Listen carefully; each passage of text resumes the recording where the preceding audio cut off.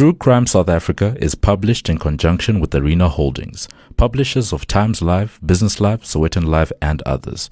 The opinions expressed in this podcast do not necessarily represent the views of Arena Holdings and its affiliates.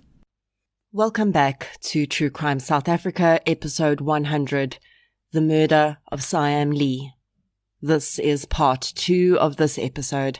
If you haven't listened to part 1 yet, you've missed a whole lot, so start there and come back here afterwards.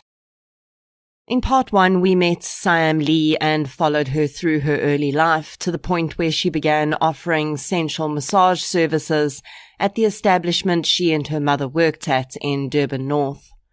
Also in part 1, we met a man called Philani Ntuli, biochemist and businessman, who'd been accused of several rather horrendous crimes, including rape and assault. In October 2017, Philani Ntuli saw Siam's advert on the Red Velvet website and booked a sensual massage with her. Nan Lee says that no alarm bells went off when she first met Ntuli. She said he was well-spoken, friendly, and had a very wide smile. To her, he seemed no different than the countless other successful businessmen who frequented the establishment she'd worked at. And while neither she nor Siam seemed to really have any major impression of the man beyond an ordinary appointment, he did seem to find this initial meeting particularly important. Ntuli took a significant interest in Siam almost immediately, and soon after this first meeting, he requested a dinner date with her. This is another service that's offered within the range of sex work or escort services. Sometimes clients just need a woman to accompany them to either a specific function or they want to have dinner with them. Depending on the worker in question, this may or may not end in other services being offered. Nan says that the dinner date was just that. Dinner. Ntuli arrived at the house in his black Mercedes Viano. Nan calls the vehicle a loaf of bread, and I guess it does look like one. She says that she introduced herself as student in training's mother and indicated that her daughter should be back by 10 p.m. and no later. Ntuli had agreed, and he and Siam set off.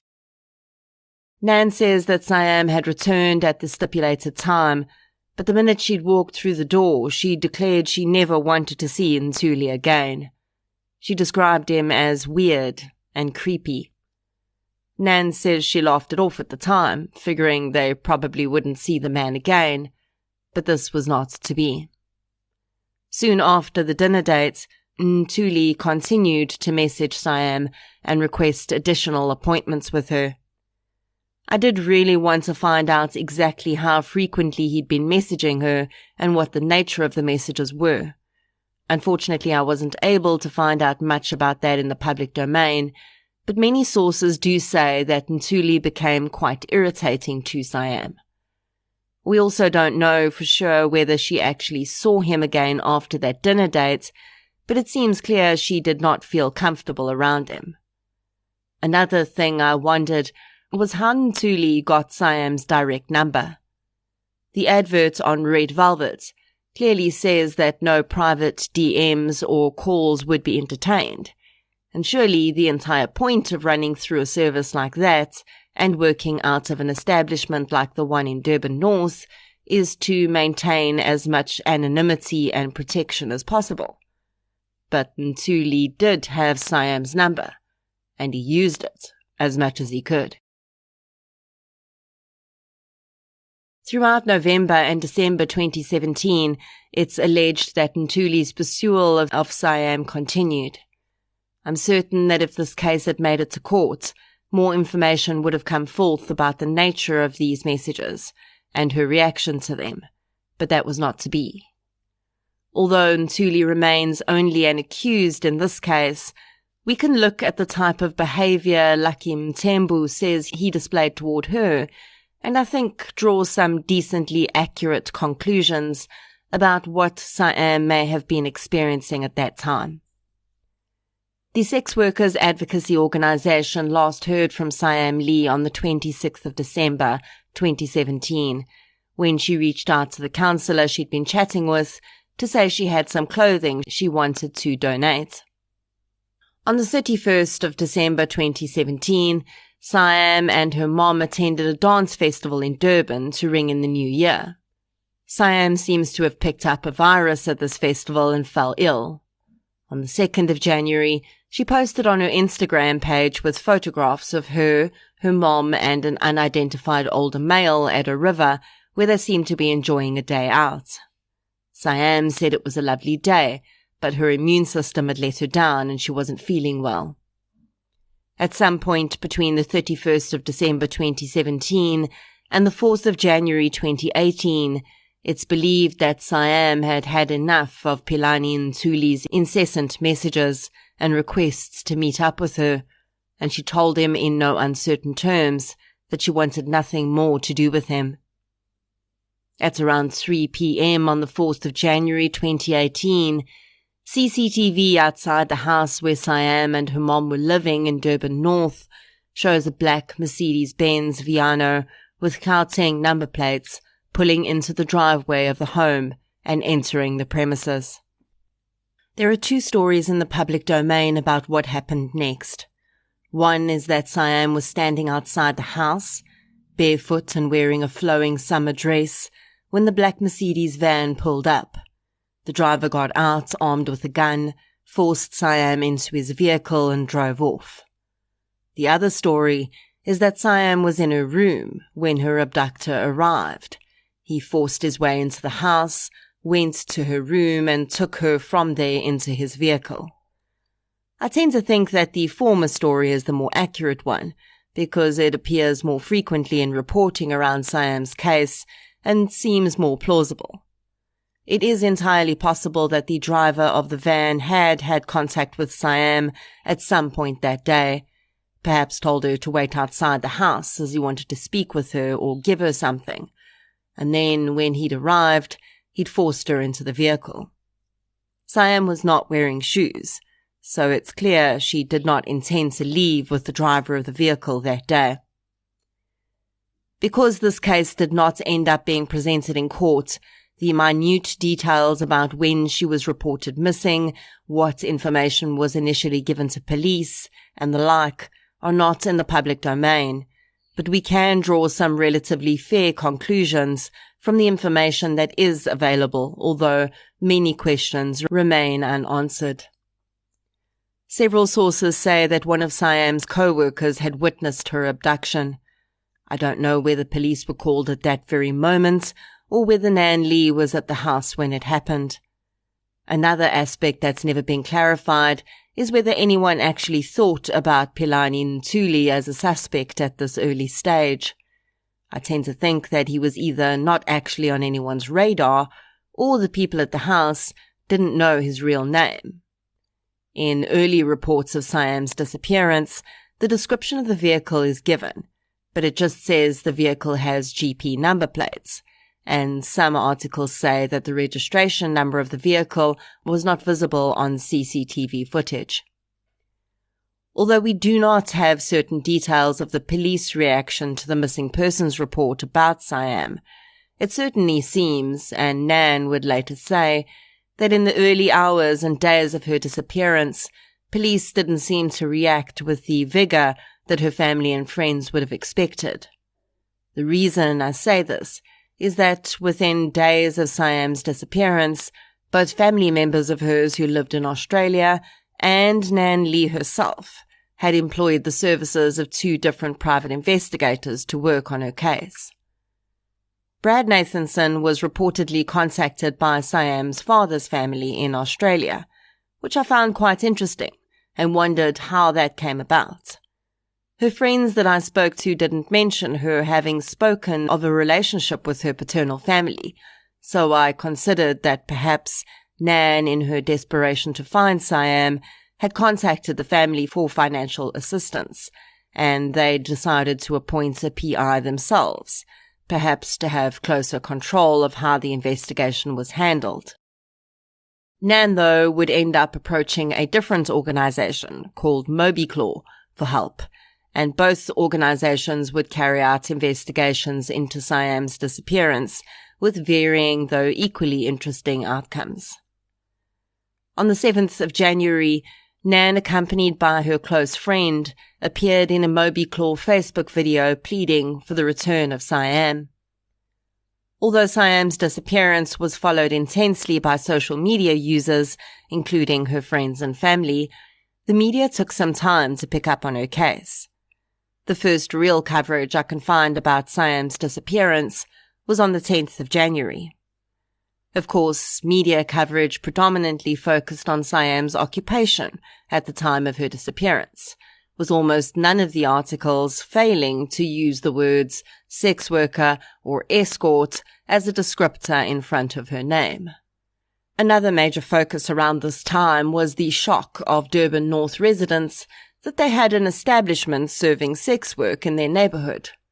The direct neighbors of the home had, of course, long understood that the home was not an ordinary family setup, but sordid descriptions of this hidden house of ill repute in a leafy suburban area peppered many of the earlier articles around this case. So this became the focus. And when it became known that Siam's mother, Nan, was also a sex worker, and allegations were made that she'd groomed her daughter into the trade, the sensation exploded, and along with it, the judgment of Siam and her mother. Much of the public vitriol was targeted at Nan for what many saw as her having put her daughter in harm's way. More than 10 days would pass without any word on Siam's disappearance, but then several things would happen at once that would fast-track the investigation and an eventual arrest. Now, if you have any passing knowledge of this case, you may have wondered why, considering where we are in the timeline, I haven't mentioned Siam's body having been recovered yet. And this was one of the big surprises I got when I started researching this case. The general idea that would come from later reporting would be that Siam went missing and her body was found and the arrest was made. But that's not really what happened. Police and private investigators were still searching for a missing Siam Lee as late as the 12th of January. On the morning of the 7th of January, though, a farmer and his grandson who were walking through a cane field in New Hanover, 100 kilometers from where Siam had disappeared, made a gruesome discovery. The pair came across a badly burned body of what was eventually determined to be a young female. Police were called and the scene was photographed, and the remains were eventually removed and sent to a mortuary for autopsy and identification. And now you might be thinking what I am, right? Well, I'm sure considering Siam's disappearance had become such big news, someone within the SAPS had gone, okay, young female is missing, here's the body of a young female, let's see if it's a missing person. Well, no, that's not what happened. What actually happened is that a few days after the discovery, a photographer from Times Live, Jackie Clausen, was in court on assignment.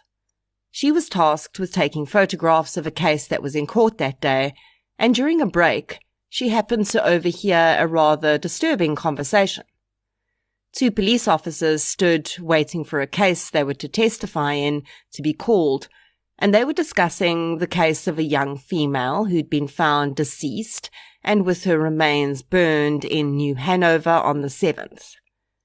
From the sound of it, the condition of the deceased was particularly terrible, but the cops mentioned one thing that got Jackie's brain ticking. The deceased victim had a piercing in her lip. Now, photographers have a keen eye for detail. There's no doubt about that. And they'll see things in photographs that many others won't. Jackie could not help but think about the photographs she'd seen of Siam Lee, because she too had a piercing in her bottom lip. At the time, the officers had moved on, and Jackie had gone back to her task at hand.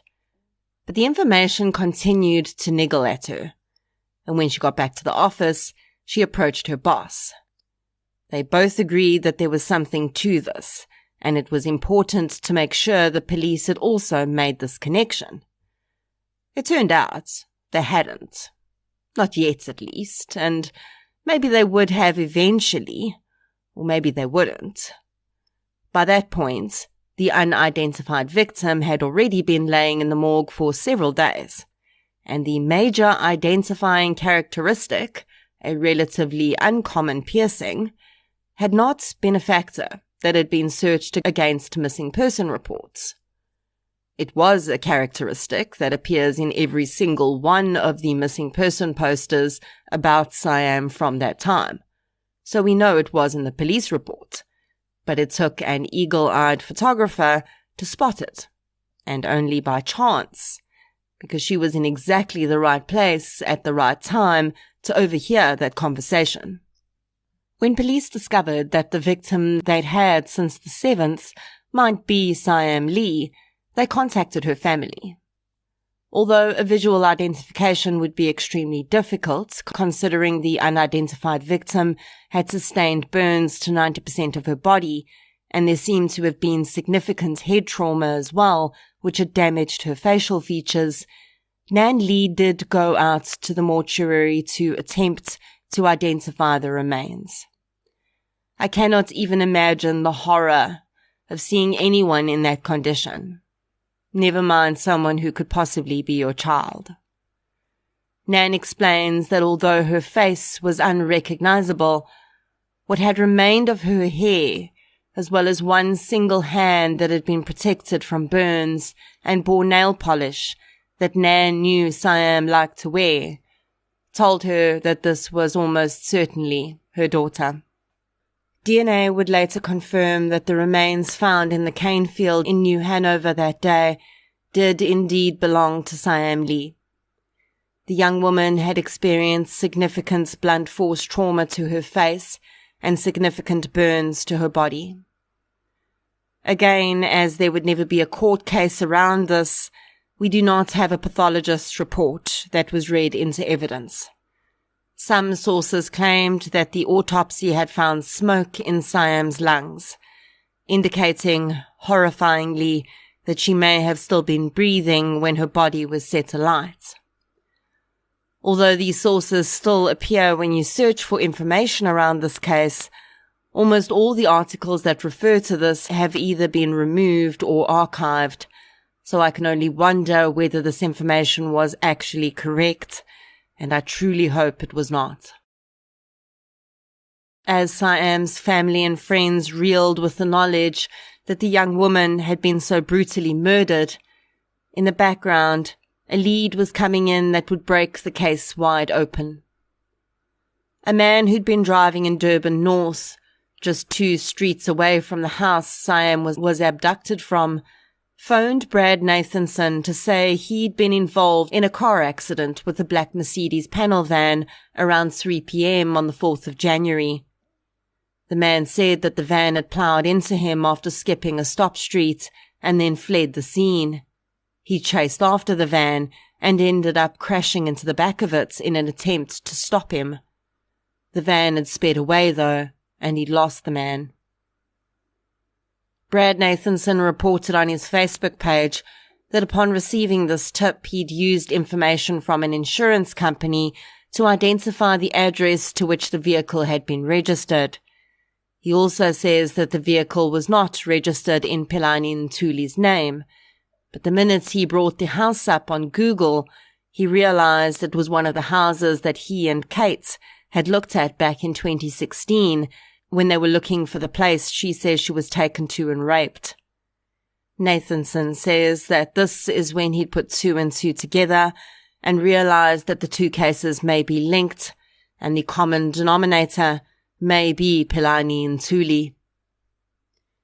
Between the point of identifying the suspect and his actual arrest, things are a little murky, and Ntuli's defense team would make significant allegations against Nathanson during his bail application which we'll deal with a little later. On the morning of the 16th of January, though, it is clear that entrance was gained to the property of Philani Ntuli, and his garage was forced open.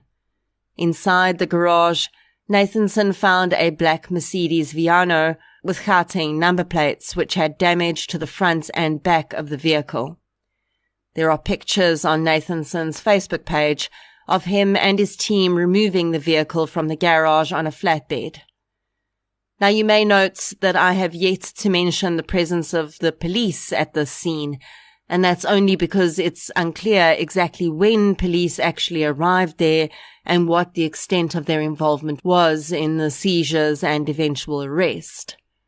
Brad Nathanson says unequivocally that everything he did that day was with the consent of the police, and they had been present at Ntuli's house for most of the day. Ntuli was not at the house when they removed the vehicle, though, and Nathanson said that police members had needed to leave the scene to attend to other matters, and they'd tasked Nathanson with watching the house and arresting Ntuli if he arrived. After a few hours of parking slightly down the street watching the house, Nathanson and his team watched as Ntuli arrived home. The man pulled into his driveway, and perhaps noticing that his garage had been forced open, walked over and peered inside.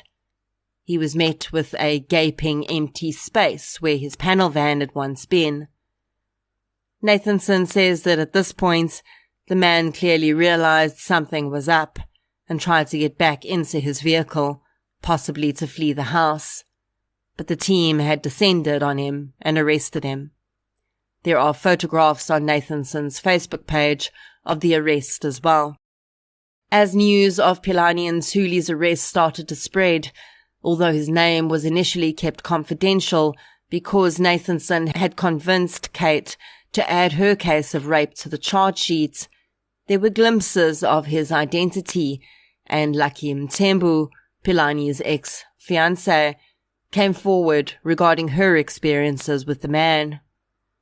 Lucky was horrified that despite her best efforts to make the police aware of the danger Philani Ntuli posed to women, he was now being accused of the most horrendous murder. The charges she'd laid almost 3 years before would be transferred and attached to the proposed prosecution of Ntuli for Siam's abduction and murder. Philani Ntuli would be interviewed by police, and apparently P.I. Nathanson was present at that interview. It's claimed that certain admissions were made, but it would later become clear that Ntuli was going to plead complete innocence on all charges against him. So we must take that into account from a legal perspective, that any alleged confessions would have been challenged in court at some point. Nathanson says that Ntuli had admitted to abducting Siam, but the reason he gave for the abduction was not a sexually obsessed drive to possess the young woman. Rather, he says Ntuli claimed that when he'd first met Siam, he'd given her a loan of 50,000 rand. He claimed that she hadn't paid it back, and when she'd started ignoring his pleas for the money to be repaid, he decided to teach her a lesson and abducted her.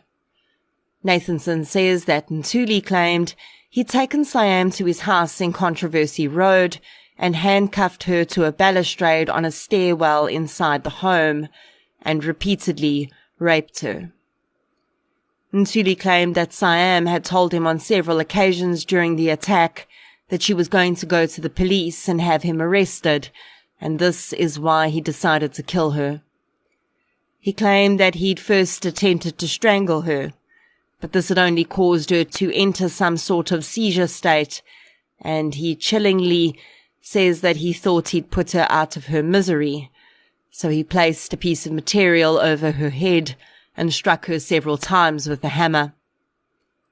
He then loaded her into his Mercedes Viano, drove to a nearby petrol station, and purchased 25 litres of petrol. The ordeal had lasted more than 2 days, with Siam being abducted on the 4th of January at 3 p.m. and eventually being killed, dumped, and her remains set alight in New Hanover on the evening of the 6th of January. Two pieces of evidence would seem to support this version. Although Ntuli did not have a tracking device placed in his car for his own purposes, he was unaware that the Mercedes Viano he owned was factory-fitted with a tracking device by Mercedes-Benz. Data from this tracking device placed him in the area of New Hanover on the evening of the 6th of January. The petrol station he'd purchased the petrol from did not have working CCTV cameras, but one of the attendants that worked there knew Ntuli, and he'd confirmed that the man had indeed purchased 25 litres of petrol that day. When Kate agreed to add her case of rape and abduction to Ntuli's charge sheet, she'd been asked to see if she could identify him in an identity parade. She was able to immediately point out Ntuli as the man she'd known as Oscar, who'd abducted and raped her in 2016.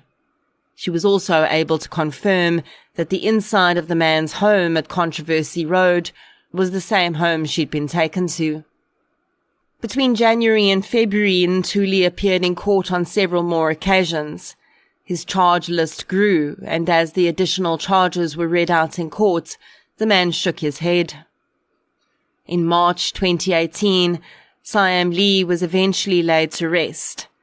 Her body had been held for further testing, and in a private send-off with her family and friends present, her ashes were scattered and a memorial service was held. In that same month, Philani Ntuli began what would become a very protracted bail application. Although no one could know it then, this would also be the only opportunity for most people to hear a lot of the evidence against the man, as well as an idea of what his defense might be. During bail applications, much of the evidence against the accused will be presented so that the judge is able to get a good idea of the case against the defendant. The defendant will then also counter evidence where they can with their own evidence or testimony. Unfortunately, at this early stage, physical evidence is often not yet available, and we would never hear any evidence led about DNA or other physical evidence that may have been found in Ntuli's vehicle or in his home. Brad Nathanson did testify for the state about how he had identified Ntuli as a suspect and his subsequent actions. The defense were quite clearly on the attack with Nathanson and accused him of illegally detaining Ntuli, as well as using torture methods to get a confession out of the man. Nathanson, of course, denied any wrongdoing, saying that any seizures and the arrest were done with the full knowledge and under the instruction of police. Testimony was led that alleged that several illegal searches had been conducted of Ntuli's home, either by Nathanson or the police. It was alleged that no warrant was in place when these searches took place, and as a result, any evidence gained from them could be deemed inadmissible. The state asked the judge not to grant Ntuli bail because they believed he would intimidate witnesses, and they also believed he was a flight risk. Strangely, they also said they couldn't have Ntuli out on bail because they believed that they could find trophies he'd kept from other crimes in his home. The judge, quite rightly I think, asked why almost 4 months after the man's arrest, his home had not been properly searched already. While the bail application was ongoing, Nan Lee was seen in court several times. She spoke to journalists about the horror of hearing about the injuries her daughter had sustained. In May 2018, Nan Lee was arrested for damage to property after the landlord at the place she was living at had refused her entry because she hadn't paid her rent, and the woman had attempted to break her way into the home to get her belongings. She was released on bail after being held for several days. During this time, she'd asked a friend to take the dog that she and Siam had together, a Timberwolf, to a rescue centre, as she realised she could no longer look after the animal. The animal was taken to a sanctuary for Timberwolves in Bloemfontein, And Nan says that she hoped to be able to get the dog back when she was settled again because it was one of the last links she had to her daughter. In June 2018, Magistrate Mohammed Motala passed judgment in the bail application of Philani Ntuli. His bail would become a significant puzzle piece in the growing mystery around this case, and it also gives a really good rundown of the evidence the state may have had at that stage, and how, as it was alleged, this case may have been bungled. So I'm going to read the judgment to you. Quote, "The state's evidence is that currently the cause of death, the place of death, and the date and time of death are unknown. The state relies on circumstantial evidence that the deceased left with the applicant. 2 days later, her body was found burnt on a farm in New Hanover, and that the applicant's vehicle was tracked to that area." End quote. Motala said that in building their case against the businessman, the state was placing heavy reliance on evidence gathered from the impounding of his car and the search of the man's home. He found that it was common cause, essentially that it was undisputed, that police and investigators aligned to PI Brad Nathanson had conducted repeated searches without a warrant. This, he said, could compromise the validity of the evidence and the outcome of his later trial. Quote, "Of fundamental importance in all of this, it is common cause that this all occurred on a normal weekday when the court at Pinetown, which is a short distance from the applicant's home, would have been available to obtain the relevant warrants. Why this was not done beggars belief." End quote. Motala said that while a bail court could not determine admissibility of evidence, it would be considered an exceptional circumstance based on what had been presented before him. He also noted the public outcry which followed Lee's murder, including that a petition to deny bail had been submitted by the state as evidence. Quote, "A court cannot be seen to subvert its role and function at the altar of public opinion, or worse, become part of a lynch mob. As a responsible member of the community and a parent myself, I share in the grief of all those who were near and dear to the young Siam Lee, and it has pained me to listen to the details of her demise. It is hugely important for us as a civilized society that when I sit here, I fulfill the oath and promise of my office, to act without fear or favor or prejudice, and adding to that, without influence of my own personal feelings." End quote. The judge found that the state's circumstantial evidence, coupled with the fact that the alleged murderer presented evidence that many people relied on him to survive, were exceptional circumstances in his favor when it came to bail. Quote, "He personally or via his business supports his mother and his brother who is in a private school. According to his testimony, which the state challenged but was not able to disprove, he employs 17 people in the business he runs, thereby providing support for a dozen or more families. Since his incarceration, the employees have not had an income, and given the perilous state of unemployment in our country, one can assume that at least some of them find themselves in trying financial circumstances." End quote. Ntuli was granted bail of 40,000 rand. Now, the judge's summary of the evidence presented thus far is really worrying. But we must consider that when a suspect is arrested, and even when court proceedings begin, the investigation has not necessarily ended. So it is entirely possible that by the time the trial would have started, the state would have had a stronger case. What does really concern me is the mention of what the judge considers common cause, meaning the state does not dispute, that some of the searches conducted in this case were done without a warrant, and there seemed to be no good reason why a warrant was not obtained. I would love the opportunity to get more information about this, but unfortunately I was unable to speak with anyone who could explain why this had occurred. We often see quite long gaps between when a suspect is arrested and a trial starts. This, of course, cannot be unreasonably long, and often there are various reasons for the delay. In Siam's case, by March 2019, a full year and 2 months after her murder, Philani Ntuli had still not been asked to enter a plea, and he was still out on bail. On the 11th of March 2019, Ntuli attended a court hearing, and he was assaulted by a protester outside the court who allegedly threw a rock at him. For the most part, Ntuli had looked like a healthy young man when he was arrested. Brad Nathanson would reveal that the man was living with the HI virus, and that according to him, he hadn't found any antiretroviral medication in his house. This, of course, does not mean that the man was not on ARVs. As the legal proceedings continued, though, Ntuli began to look less and less well.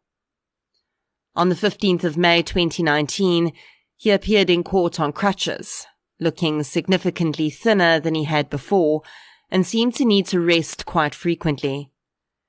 At that hearing, a pre-trial date was set for July 2019, but that would never happen. On the 21st of June 2019, reports began to spread that Philani Ntuli had died. The NPA would later ask for this to be confirmed by means of fingerprints and physical identification, and they soon announced that they were certain that the man was indeed deceased. Reaction to this news was understandably varied. Lucky Mthembu admitted that she simply felt relief. With Ntuli out on bail, she'd been looking over her shoulder, and now she felt she could finally feel safe. Nan Lee initially said she also felt relieved, but then became quite angry because she felt Ntuli had literally gotten away with murder, and she would never see justice for Siam. In speaking with journalists about this development, she mentioned that she'd always felt that police had let Siam down in the days after her abduction, and that if they had acted quickly, she may have been found alive. She said that now that Ntuli was dead, she was considering taking legal action against the police for what she saw as their failings. For the public, though, many felt that Ntuli's death didn't add up. His lawyer had said that the man had died of skin cancer, and this rather odd fact helped to stir up many conspiracy theories around whether the man had really died or whether he'd faked his death. After Ntuli's arrest, it emerged that besides the violent acts he was accused of, the man was also accused of basically being a bit of a con man. It was alleged by several people that Ntuli had taken their money as investments in a fake petrochemical company and that he'd been involved in several incidents of fraud. This knowledge, of course, only served to fuel the fires of suspicion, as many wondered if Ntuli was a con man. Had he perhaps committed the greatest con of all and faked his own death? Brad Nathanson would say on his Facebook page at the time that he believed that Ntuli was dead. I will say, however, that I have been told by someone quite close to this case, who I'll keep anonymous, that they do not believe that Ntuli is dead, although they did not elaborate on exactly why they believe that. The timing of Ntuli's death is certainly suspicious. His pre-trial hearing was due in just a week from the day he died. The man had also never told the court he had cancer, and this would be a pretty helpful piece of information when he was trying to get bail. His lawyer did say that Ntuli had told him he was sick, but he hadn't elaborated on what the nature of his illness was. I think what got people really questioning Ntuli's death was the whole skin cancer thing. We know skin cancer as something relatively non-life-threatening in most cases. Of course, it can spread and then become very dangerous, But generally, if caught early, most forms of skin cancer can be cut out and treated. What is very important to understand, though, is the link between Ntuli having allegedly died of what is referred to as skin cancer and the fact that he was HIV positive. People living with HIV have an increased risk of developing 3 specific types of cancers. Included in these 3 is a cancer called Kaposi sarcoma. Kaposi sarcoma is a type of soft tissue sarcoma that has traditionally occurred in older men of Jewish or Mediterranean descent, young men in Africa, or people who've had organ transplants. HIV/AIDS-related Kaposi sarcoma causes lesions to arise in more than one area of the body, including the skin, lymph nodes, and organs such as the liver, spleen, lungs, and digestive tract. Kaposi sarcoma is not common in HIV patients in the United States, but it is extremely common in South Africa. It was far more common before we introduced our antiretroviral program, and the survival rate was also far lower then. In almost all cases, Kaposi sarcoma first presents on the skin of the upper and lower limbs. This would make sense, with Ntuli suddenly needing crutches. Ntuli was young, but if he contracted HIV in his early 20s, for instance, and had not been on a proper ARV program, he may well have been very ill by the time he was arrested. So I think when we consider whether Philani Ntuli could really have died from what was referred to as skin cancer, the answer is absolutely yes, he could have. Because firstly, this was not a little mole on his shoulder, and his immune system would have already been hugely depleted. Now, on the other side of this, is it possible that Ntuli faked his death? Well, anything is possible. He could have paid off people to stage the identification. It would not be unheard of. In order for me to personally be convinced of this, though, I'd like to see some more evidence, because this was a really high-profile case. And although our justice system is far from uncorruptible, there surely would have been checks and balances in place, and could all of those points have been corrupted? Maybe, but for me, there is more evidence pointing to the fact that Kaposi sarcoma is what took the man's life. The case was, of course, struck off the roll, and police, convinced that Ntuli had definitely been their man, closed Siam's case. For me, one resounding question remains that I would love answered at some point. If this case had indeed proceeded to trial, what chance did the state have of actually successfully prosecuting Philani Ntuli? For me, I don't have many doubt that he did indeed kill Siam Lee, but that's just my personal opinion. There's enough evidence to point to him as the perpetrator. But in a trial, it's not about what you know. It's about what you can prove. And to prove something, you need evidence. Admissible evidence. Given that it appeared to be common cause that warrants were not obtained to search Ntuli's house, at the very least, we don't actually know whether that extends to the removal of the vehicle and his actual arrest too. Would the state really have been able to prove Ntuli's guilt? Was his death actually a bit of a stroke of luck? Of course, no one's death is lucky. For the states, in that they would never have to prove their case. Of course, there may have been evidence we aren't aware of. That's entirely possible. But it is really worrying that an investigation that started off seeming to have little regard for the safety of the victim seems to have degenerated into a muddy mess when it came to the crux. After the death of her daughter's murderer, Nan Lee left KZN and moved to Bloemfontein. She told reporters at the time that she was planning on attending a rehab facility, but didn't specify what the treatment would be for.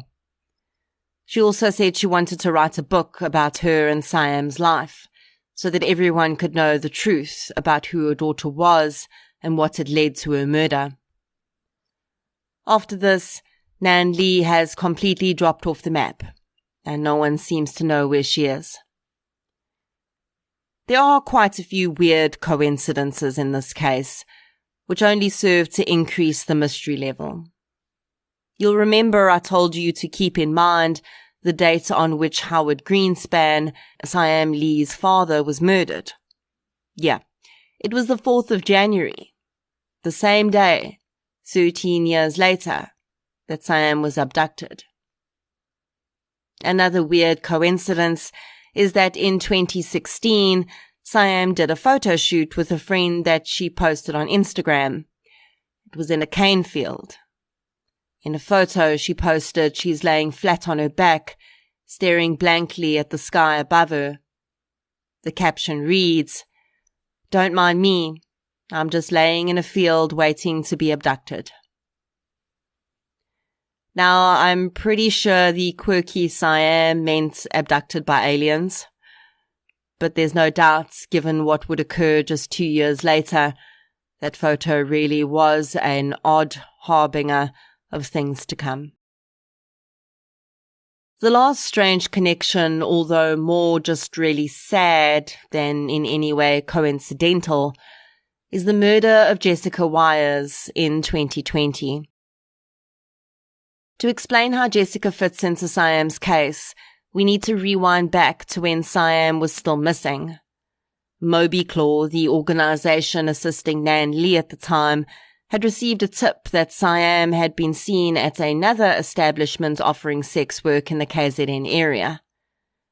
Moby Claw tracked this lead, and it led to a young woman who at the time was referred to by the pseudonym Jane. Moby Claw immediately verified that this was not Siam, but took the opportunity to interview the woman in the hopes that she may be able to provide some information. They say that what she revealed to them was terrifying and pointed to a possible human trafficking ring operating in the sex trade in KZN. The following is a quote from their article about their meeting with Jane. Quote, "Jane is estimated to be in her late 20s, in her own right very attractive, save for her teeth that have been rotted by drugs. She very quickly softens up to us when she realizes that we're not there for her and looking for a missing girl, and invites us into her flat. This is a hard, streetwise girl. Doesn't pull any punches with her mouth, says it like it is. But we note little things. She has a cat. This cat loves her and won't leave her. There is a bedraggled Christmas tree in one corner. You soon realize this girl has a heart, and somewhere deep in there, she's hurting and wanting for more, but the drugs have captured her soul." End quote. In 2020, Jessica Wires was found murdered with her hands removed in Durban. The members of Moby Claw immediately recognized Jessica as Jane, their source from 2018. Articles that covered Jessica's case relied heavily on this angle, espousing insider in Siam Lee case found murdered. Of course, this was just a way to ride on the public opinion that Philani Ntuli was not really dead, and perhaps insert some intrigue around whether Jessica's death could somehow be linked. Of course, the truth around Jessica being an insider in Siam's investigation was that she really wasn't. Yes, Moby Claw had spoken to her at the time, but only because of a case of mistaken identity, and the information she'd given the investigators hadn't been linked specifically to Siam's case at all. Funny how headlines can be weaponized to make us think something when something entirely different is true. Jessica's case, of course, highlights the serious threat of violence that sex workers live under. And it also highlights how, even if police are all in on solving a case, considering most murders of sex workers are committed by people who are relative strangers to them, it is extremely difficult to apprehend the killer. Siam's case was different because Palani Ntuli had ingratiated himself into her life. There's absolutely no proof that she really owed him 50,000 rand. And even if she did, his actions do not correlate with a loan. Also, Pilani seemed to be a pretty savvy businessman. Why would he lend a 20-year-old girl he barely knew that kind of money, even if she was attractive? There was a lot of public interest in Siam's case, but I really think it was for all the wrong reasons. The sex work aspect drew the most attention, and it was Siam's angelic looks, really, and her mother's alleged involvement in grooming her that made that aspect gawk-worthy for the public. If those aspects had not been present, if Siam hadn't been the graduate of a private school, would her case have gotten as much attention as it did? If Siam had been a long-time sex worker on the streets, addicted to drugs and stuck in a negative cycle, would anyone have even known her name? That is the one aspect of this case that is worth pondering. But the truth is, Siam deserved as much attention as the next person. But she didn't deserve the labels and indictments that went with it. She certainly didn't deserve to become a one-dimensional representation of how society chose to remember her. Personally, I don't see any value in blaming Nan Lee. Although she's made statements in the past that seem to attempt to downplay her own responsibility in her daughter being involved in sex work, I do think that Nan lives with deep guilt every day of her life. And the anger of strangers won't change that. The other side of this is, did Siam really die because she was involved in the sex trade? Yes, the man who's believed to have killed her did meet her that way, and it's unlikely she would have crossed paths with Ntuli any other way. But the more I dug down into the bare bones of this case, the more I started to notice the deep similarities with the murder of Erin van Rensburg. I covered Erin's case in episode 99 of the podcast. Erin was murdered by a man who'd become obsessed with her and whose advances she'd turned down. She had met the man quite by chance and did nothing to invite his obsession. Despite this, her killer targeted her and planned her rape and murder. He discarded her body in the sand dunes on the Cape's west coast. Her killer had also harassed her by text and continuously tried to make arrangements to see her. Erin had used exactly the same words as Siam to describe the man who would eventually take her life. Creepy. Weird. But Erin was not a sex worker. She was a university student. But both women fell victim to predators. So what is the common denominator here? Not sex work, not being a university student. The common denominator is that they were women who each found themselves in the path of a man who believed that his needs and desires were worth more than their lives. And as much as it might be tempting to focus on the salacious bits of this case and lay blame at the doors we think it belongs at, that's actually too easy. Because Siam's murder is very simple. Siam is Erin. Erin is Siam. Two completely different young women with two very different backgrounds and identical endings. Siam was much more than we've ever been introduced to. She was a deeply complex person who cannot and should not be defined by the way she earned money in the last few months of her life. In covering Siam's case, I desperately wanted to have a deeper insight to share with you into who she was and how we should be remembering her. So I reached out to a few of the people who'd asked me to cover Siam's case. People who knew Siam, not people who think they knew her because they read about her once in an article. 2 such women responded to me and wrote beautiful pieces about Siam that they've agreed I can share with you, and I'd like to do so to end this episode. The first is by Emma Backman and reads as follows. Quote, I met Siam in 2014. We had a few mutual friends, but our friendship didn't blossom until later that same year. I was an aspiring photographer back then and had these crazy artistic photo shoots I wanted to do. Siam was the only person who believed in me and understood my creativity. After our first photo shoot together, it was like I was blessed with an older sister. She was a great mentor and someone who I could ask questions to without any judgment. I will never forget the day I heard Siam had gone missing. I tried staying positive. I remember still thinking, she's just run off with a boy somewhere. It's such a Siam thing to do. But when I heard they'd found her body, my life came crashing down. She was such an inspiring person who had always had time for the people she cared for.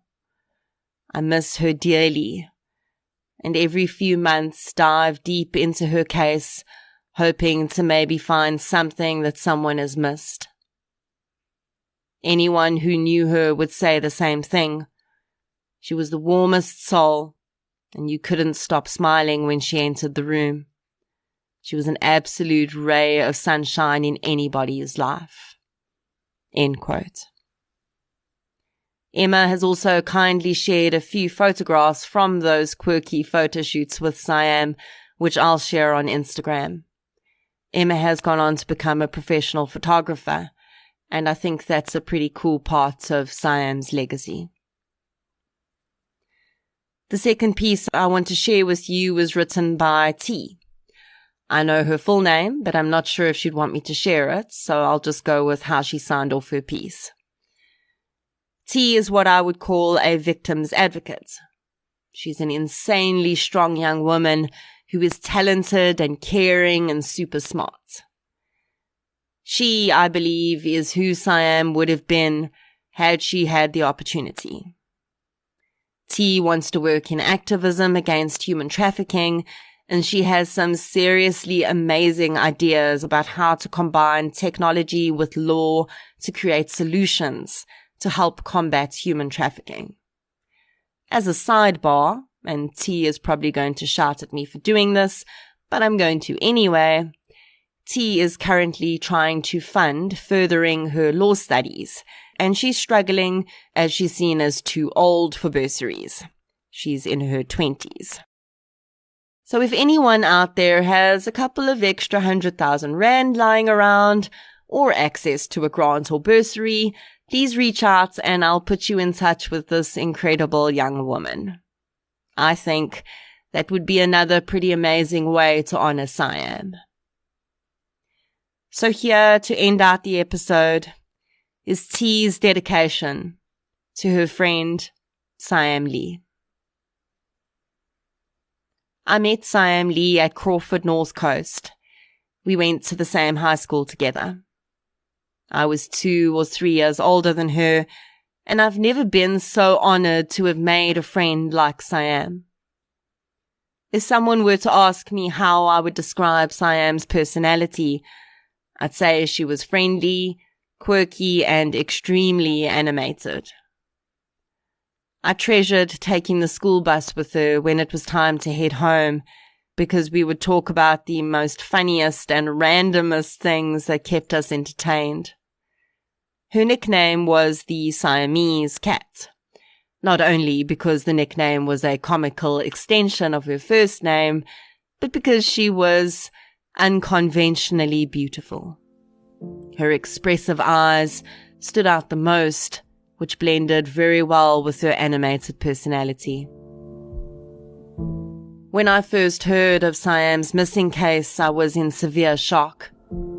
I left to a different high school very suddenly and never received the opportunity to say goodbye to her. One day I randomly came across her photo on my Instagram page, and I immediately blurted out her name out of excitement as I saw the opportunity to catch up with an old friend. It took me a minute to realize it was a missing poster of her being illustrated.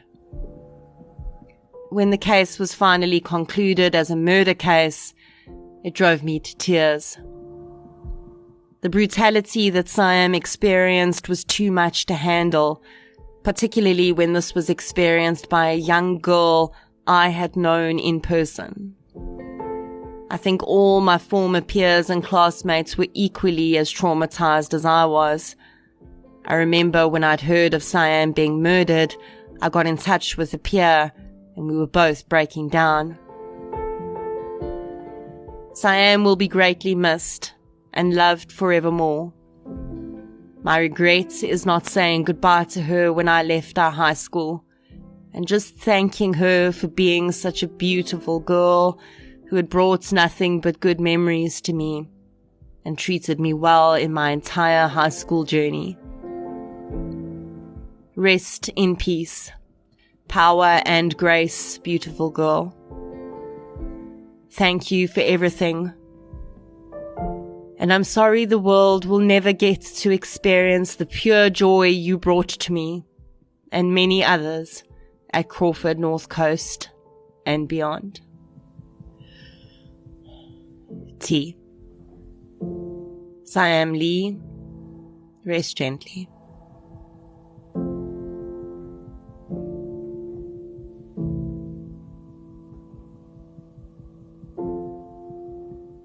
Thank you for listening to episode 100, The Murder of Siam Lee.